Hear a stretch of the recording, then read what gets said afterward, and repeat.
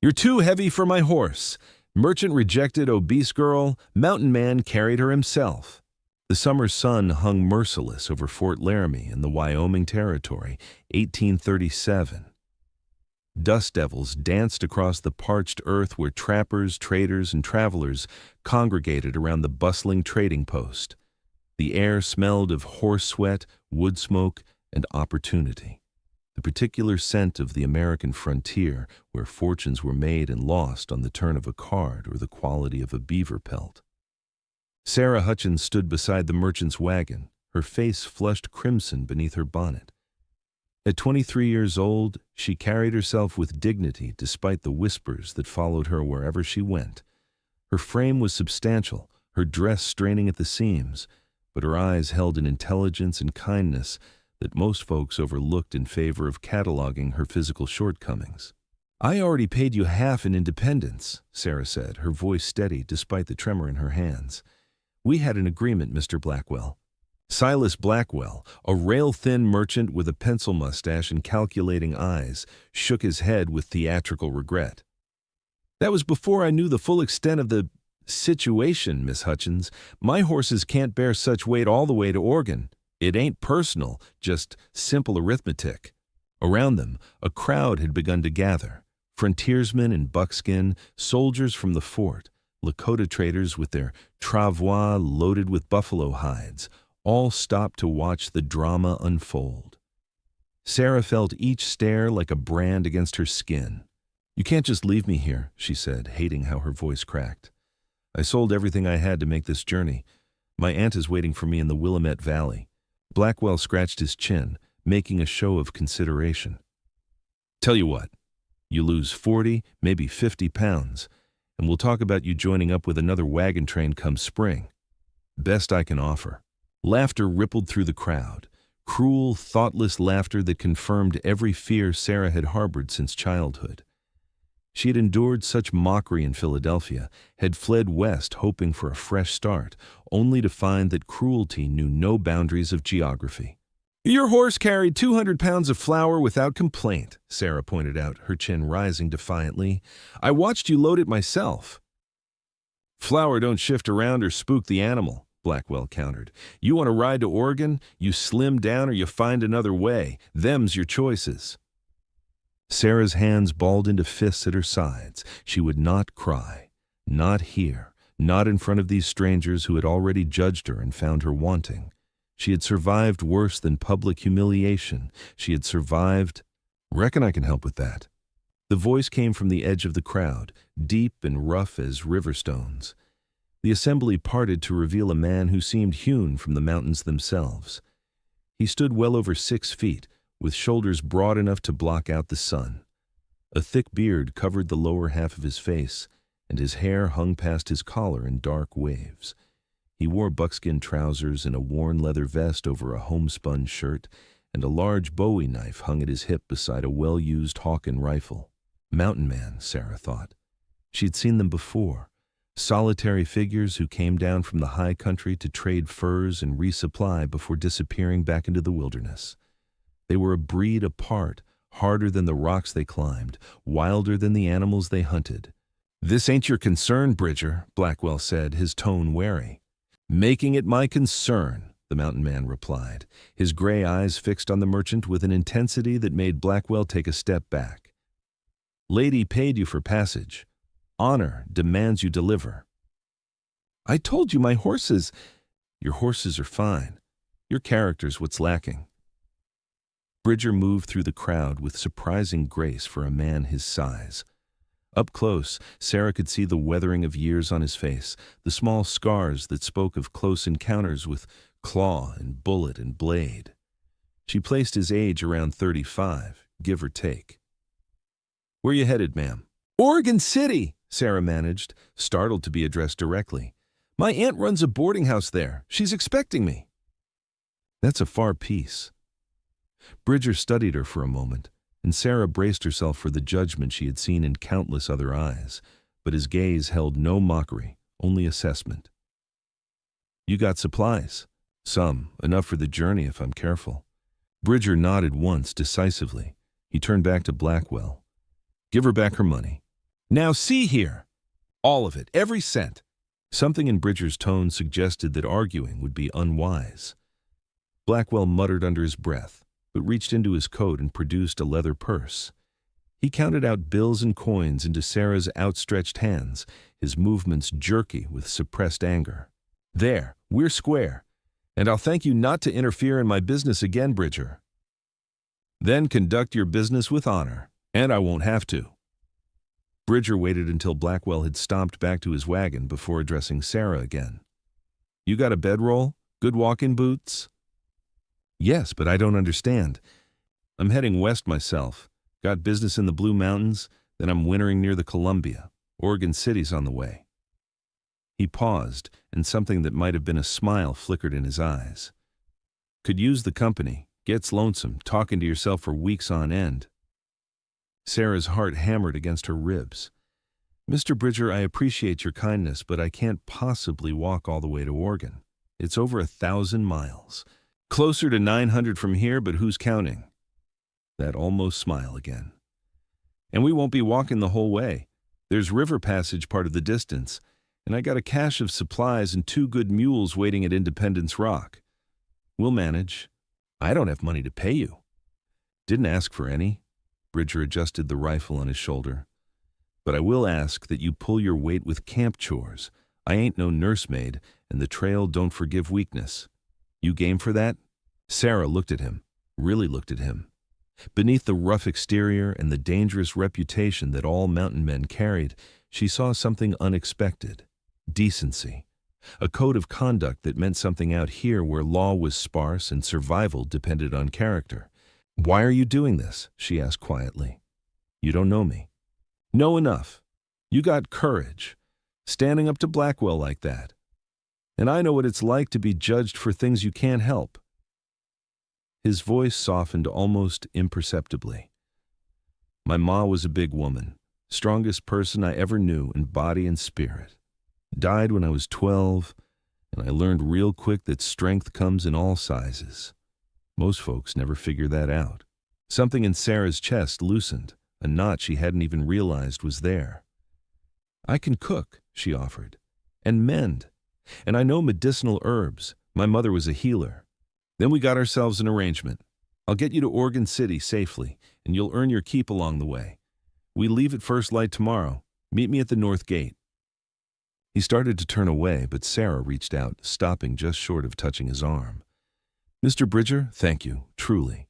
He nodded once, then melted back into the crowd, leaving Sarah standing alone with her reclaimed money and the first real hope she had felt in months. They left Fort Laramie as dawn painted the sky in shades of rose and gold. Bridger set a steady pace, not too fast but relentless, eating up the miles with the efficiency of a man who knew every rock and ravine of this country.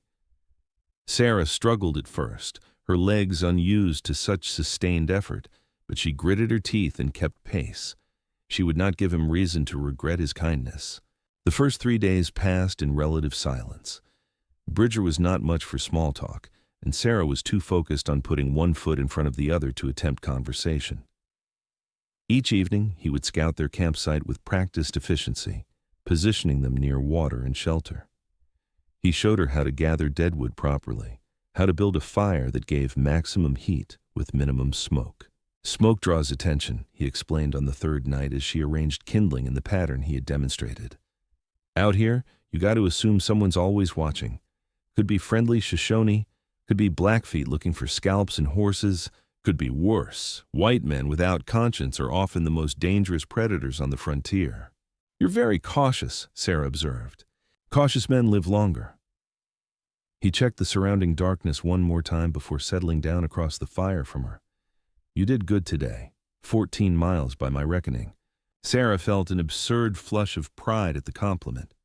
My feet have blisters on their blisters. They'll toughen up. Everything does out here. He pulled out a whetstone and began sharpening his knife with long, practiced strokes. Tell me about this aunt of yours. Aunt Margaret? She's my mother's sister. Went west with her husband 15 years ago. He died of fever in 34, but she stayed on, built up her boarding house. Sarah poked at the fire with a stick, watching sparks spiral into the darkness. She wrote that Oregon was a place where a person could start fresh, said it didn't matter what you looked like or where you came from, only what you could do. She's not wrong. The frontier's got no patience for old prejudices. You prove yourself or you don't, simple as that.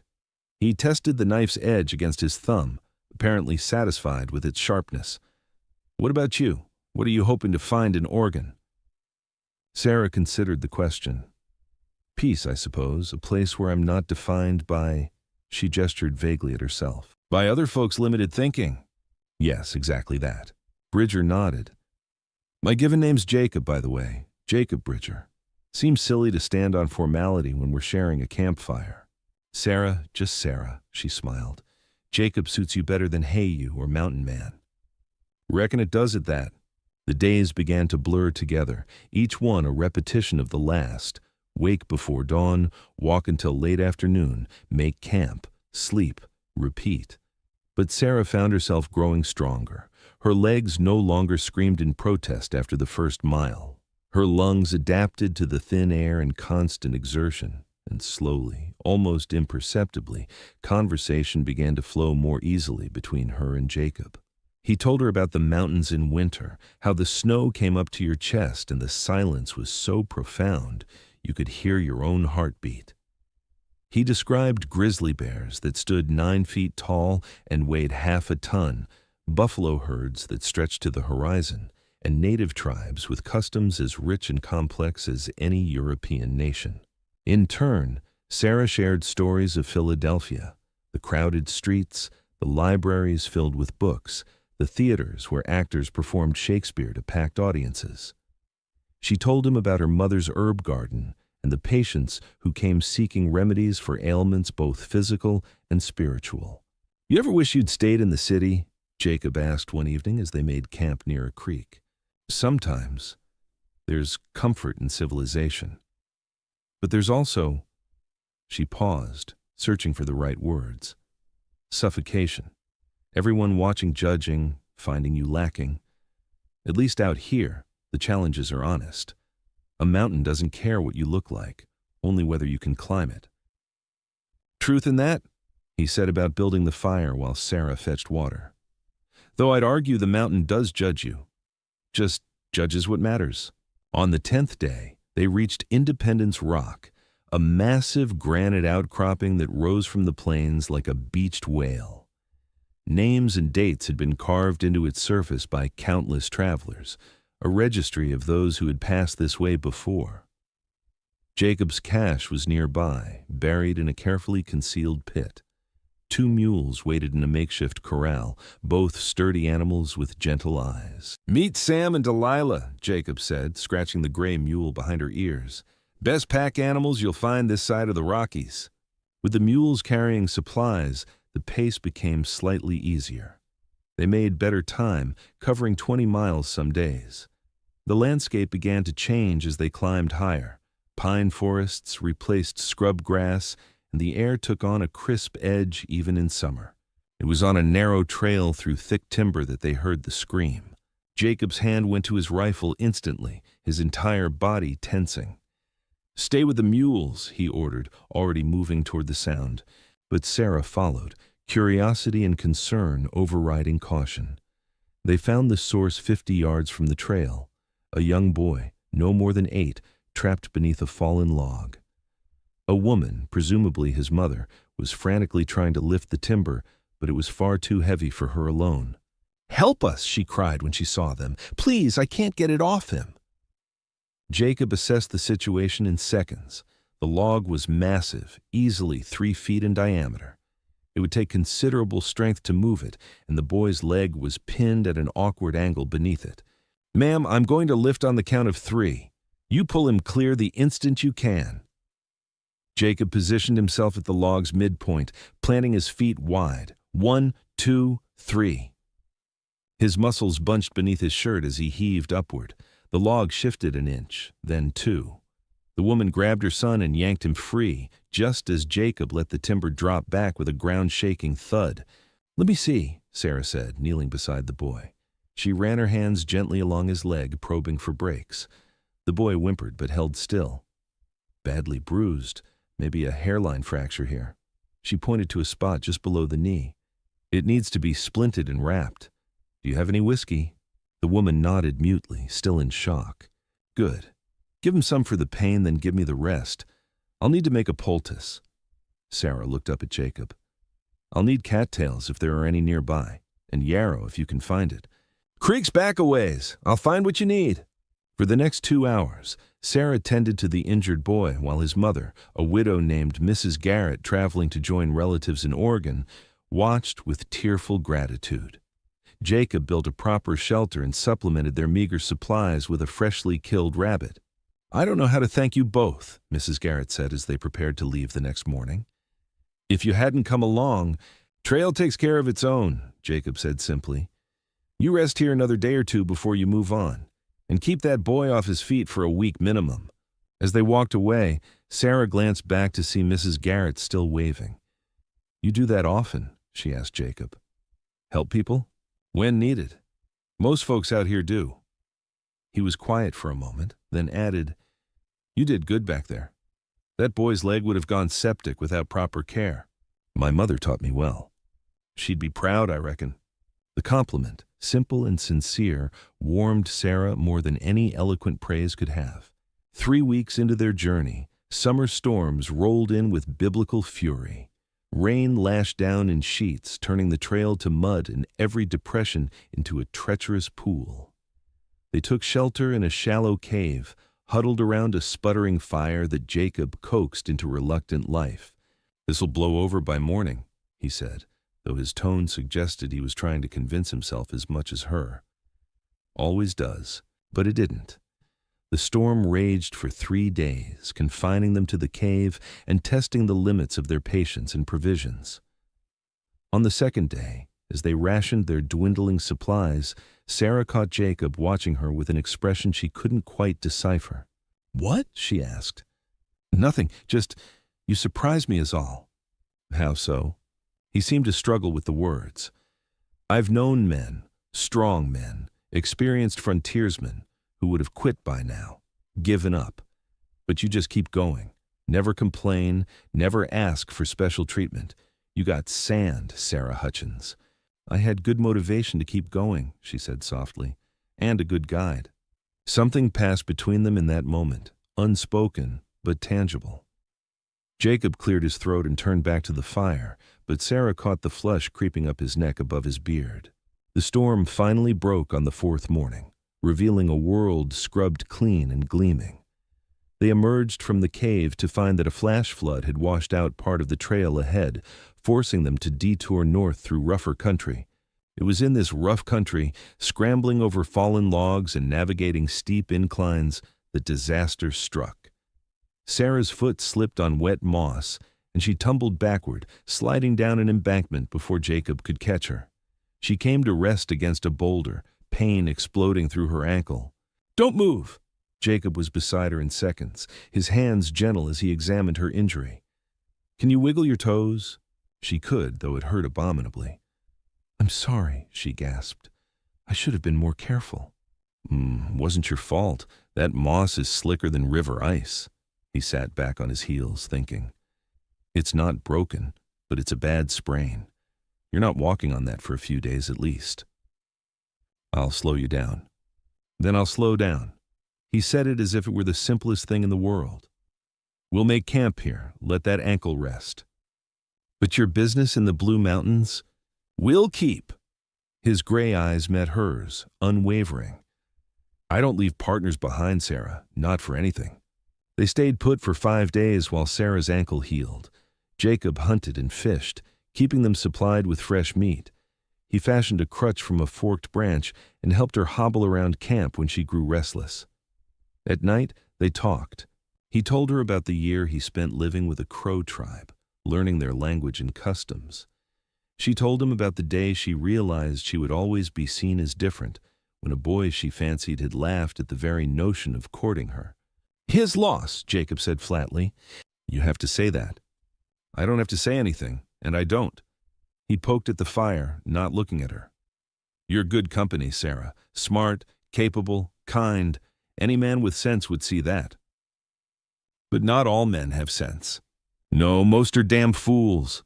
He finally met her eyes, including me, more often than not. There was something in his voice, a vulnerability she hadn't heard before. Sarah's heart began to beat faster, though whether from hope or fear she couldn't say. When her ankle had healed enough to walk again, still tender but serviceable, they pressed on. The landscape grew more dramatic as they entered the mountain passes. Peaks scraped the sky, their flanks dense with Douglas fir and lodgepole pine. Eagles soared on thermals, and twice they spotted mountain goats perched on impossible ledges. It's beautiful, Sarah breathed, stopping to take in a vista of 3 interconnected valleys. It is that. But when Sarah glanced at Jacob, she found him looking not at the mountains but at her. In early September, they reached the Blue Mountains, where Jacob had business with a French-Canadian trader who maintained a small post. The trader, a jovial man named Baptiste, greeted Jacob like a long-lost brother and eyed Sarah with open curiosity. "So, mon ami, you travel with a companion now. This is new, yes?" "This is Miss Sarah Hutchins. She's headed to Oregon City." "Ah, of course. Just traveling companions." But Baptiste's knowing smile suggested he saw more than they were willing to admit. They stayed at the post for 3 days, resting and resupplying. On the final night, Baptiste threw a small celebration, breaking out a fiddle and a jug of applejack. The music and alcohol loosened tongues, and even Jacob allowed himself to relax, his usual wariness temporarily set aside. "Dance with me?" Sarah asked, emboldened by a sip of Baptiste's potent brew. Jacob looked startled. "I ain't much of a dancer." "Neither am I. We'll muddle through together." He rose and took her hand, leading her to an open space near the fire. They moved awkwardly at first, trying to find a rhythm, but gradually fell into sync. Sarah was acutely aware of his hand at her waist, the solid warmth of him. "Sarah," he began, then seemed to lose his nerve. "Yes? You should know." He stopped, frustrated. "Words ain't my strong suit." "Then don't use words." He looked down at her, and Sarah saw the war playing out behind his eyes, duty versus desire, caution versus courage. Finally, he bent his head and kissed her, gentle and tentative, as if afraid she might break. Sarah kissed him back, pouring into it all the gratitude and affection and hope that had been building over the past months. When they finally broke apart, both slightly breathless, Baptiste was grinning like a fool in the background. "About time," the trader called out. "I lose a bet with myself. I thought it would happen weeks ago." They left the Blue Mountains as the aspens began to turn gold, heading northwest toward the Columbia River. Something had shifted between them after that kiss, an unspoken understanding that this was more than a temporary arrangement. They held hands while they walked. They slept closer to each other at night. And slowly, in halting conversations around the campfire, they began to speak of futures that might include each other. "I could guide in the Willamette Valley," Jacob said one evening. "Settlers coming in all the time, needing someone who knows the country. Would be steadier work than trapping." "Would you be happy with steady work?" Sarah asked. "You strike me as someone who needs his freedom." "Freedom's worth less when you're alone." He was quiet for a moment. "Never thought I'd say that, but it's true. These past months with you, I've been happier than I've been in years." "So have I," Sarah took his hand. "But I won't trap you, Jacob. If you want to go back to the mountains after you've delivered me to Oregon City, I'll understand." "And if I don't want to go back?" "Then I'd say my aunt's boarding house could use a man who's handy with repairs. And I could use—" She faltered, suddenly shy. "What?" "A partner in all things." Jacob lifted her hand to his lips, kissing her knuckles. "That what you want? To be stuck with a rough mountain man who's better at tracking elk than making conversation? That's exactly what I want. If you'll have an obese girl who can't ride a horse." "You're not—" He stopped himself, seeing the challenge in her eyes. "You're Sarah, and you're worth more than all the gold in California." They reached the Columbia River in late September, its broad waters flowing westward toward the ocean. A small settlement had sprung up at the crossing point, and they were able to book passage on a flat-bottomed boat that would carry them downriver to Oregon City. The journey down the Columbia took 5 days, the boat navigating around rocks and through rapids with skill that made Sarah's heart leap into her throat more than once. Jacob stood beside her at the rail, his arm around her waist, pointing out landmarks. "That's Beacon Rock. And there, see where the river narrows? That's the Cascades. We're almost there, Sarah." Almost there. After 4 months and nearly 900 miles, the end of their journey was in sight. Sarah should have felt relieved, excited. Instead, she felt a strange melancholy. This journey had changed her, shaped her into someone new. What would happen when they reached civilization again? Oregon City, when they finally arrived on a crisp October morning, was smaller than Sarah expected. A collection of wooden buildings clustered around a waterfall, with muddy streets and a population that seemed to consist of equal parts optimistic settlers and skeptical old-timers. They found Aunt Margaret's boarding house easily enough. It was a large, well-maintained building with a painted sign and curtains in every window. Aunt Margaret herself answered their knock, a sturdy woman in her 50s with Sarah's same intelligent eyes. "Sarah! Oh, my dear girl!" She pulled Sarah into a fierce embrace, then held her at arm's length. "Let me look at you. You've grown strong. The trail agrees with you. I had good company." Sarah gestured to Jacob, who stood awkwardly to one side. "Aunt Margaret, this is Jacob Bridger. He brought me safely across the frontier." Margaret assessed Jacob with the practiced eye of a woman who had seen every type of person the frontier had to offer. Whatever she saw must have satisfied her, because she smiled and extended her hand. "Then I owe you a debt of gratitude, Mr. Bridger. Won't you stay for supper? It's the least I can offer." Over a meal of venison stew and fresh bread, Sarah and Jacob told the story of their journey, the merchant who had rejected her, the long walk, the people they had helped, the storms they had weathered. Margaret listened, nodding occasionally, her eyes moving between them with growing understanding. "So," she said when they had finished, "what are your plans now?" Sarah and Jacob exchanged glances. They had danced around this question for weeks, neither quite brave enough to voice what they both wanted. "Well," Jacob said slowly, "I was thinking I might stay in Oregon for a while, see if the settled life suits me." "And I," Sarah added, "was hoping to help you with the boarding house, Aunt Margaret, if you'll have me." "Of course I'll have you, but something tells me you'll want your own place before long." Margaret's smile was knowing. "Mr. Bridger, there's a small cabin on my property. Came with the land, but I've never had use for it. Could use some fixing up, but it's sound. You're welcome to it in exchange for doing repairs around the boarding house." "That's generous, ma'am." "It's practical, and call me Margaret." She rose to clear the dishes. "Sarah, help me in the kitchen, won't you?" Once they were alone, Margaret turned to her niece. "That man loves you. I know." "And you love him?" "I do." "Then don't let fear or propriety or anything else stand in your way. Life's too short and the frontier's too hard to waste time on nonsense. If you want him, marry him." "He hasn't asked." "Then you ask him. This is Oregon, not Philadelphia. Women have rights here. Use them." That evening, as Jacob walked Sarah back to the boarding house after showing her the cabin, she stopped him in the road. "Jacob Bridger, I have a question for you." He turned, eyebrows raised. "What's that?" "Will you marry me?" He blinked, clearly taken aback. Then slowly, wonderfully, he began to smile, a full, genuine smile that transformed his weathered face. "I was working up to asking you the same thing. Been practicing a speech for 3 days now. You can give it at our wedding if you like." "I'd rather just say yes." He pulled her close, heedless of who might see. "Yes, Sarah Hutchins, I'll marry you, and I'll spend the rest of my life proving you made the right choice." "I already know I did." They married in November, in a simple ceremony at the boarding house with Margaret and a handful of neighbors as witnesses. The cabin, which Jacob had worked tirelessly to repair, became their home.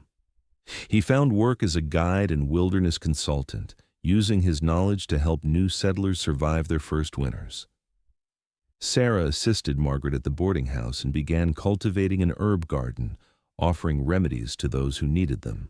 The first winter was hard, as Oregon winters always were, cold and wet with rain that seemed to seep into your very bones. But they weathered it together, growing closer with each passing day.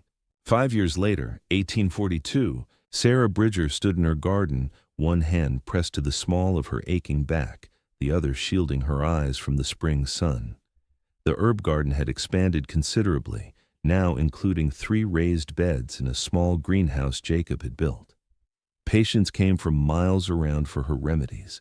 Her reputation as a healer had spread throughout the Willamette Valley. "Mama, Mama, look!"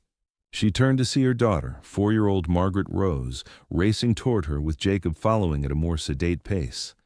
The little girl had her father's gray eyes and her mother's determined chin, and she was absolutely fearless, scrambling over logs and splashing through puddles with equal enthusiasm.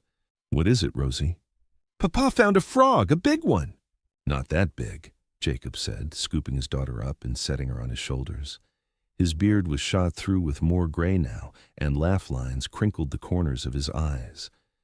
Marriage and fatherhood had softened some of his rougher edges, though he still disappeared into the mountains for weeks at a time, needing that connection to his wild past. Sarah didn't mind. She understood that need, respected it, and he always came home to her, bearing gifts of fresh game and wild stories that kept Rosie enthralled for hours. "Margaret wants to know if we can come for supper," Jacob said.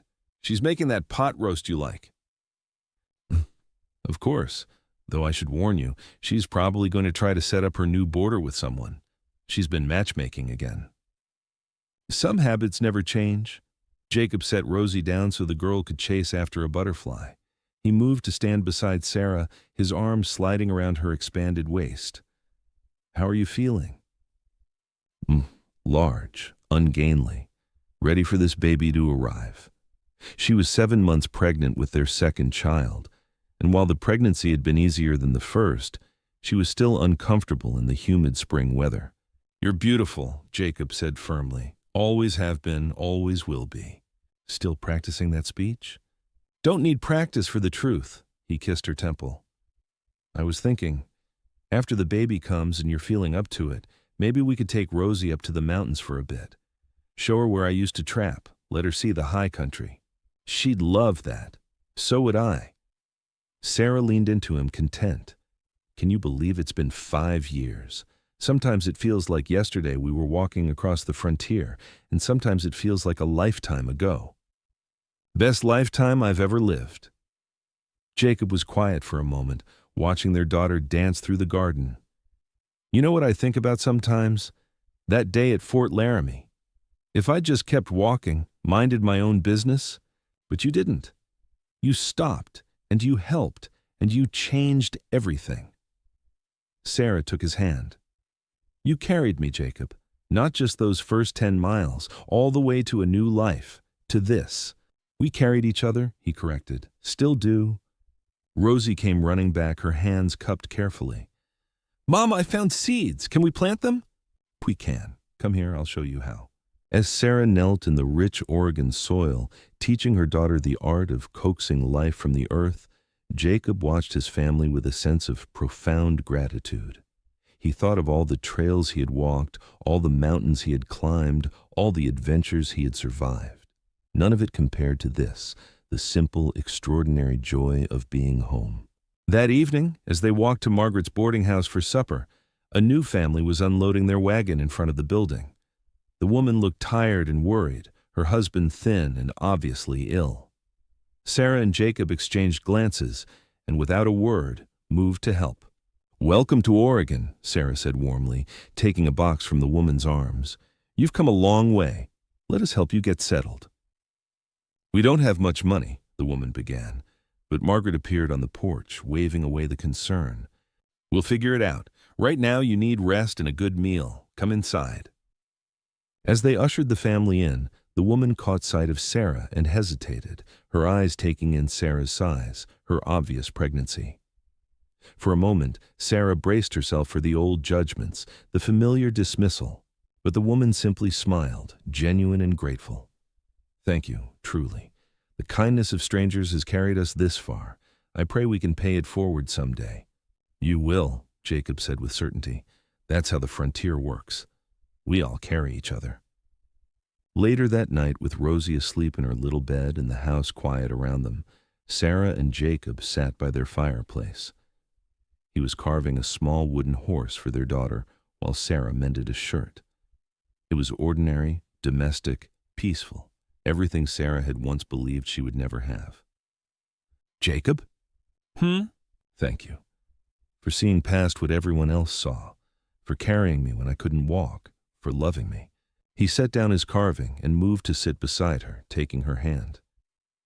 Sarah, I didn't carry you because I was strong. I carried you because you were worth carrying.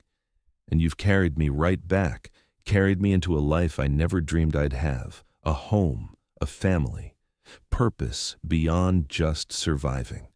We make a good team. The best. He kissed her soundly. And tomorrow, and all the tomorrows after, we'll keep carrying each other. Deal? Deal. Outside, Oregon rain began to fall, gentle and steady, nurturing the earth. Inside, by the fire's warmth, two people who had found each other against all odds sat together, their daughter sleeping nearby, their future growing within and around them. The journey that had begun with rejection and humiliation had led to this: love, family, and the certain knowledge that some things are indeed worth more than gold. The frontier had judged them both and found them worthy, not for what they looked like or where they came from, but for what they were willing to do for each other, for the weight they were willing to carry and the distances they were willing to walk together. In the end, that was the only measure that mattered.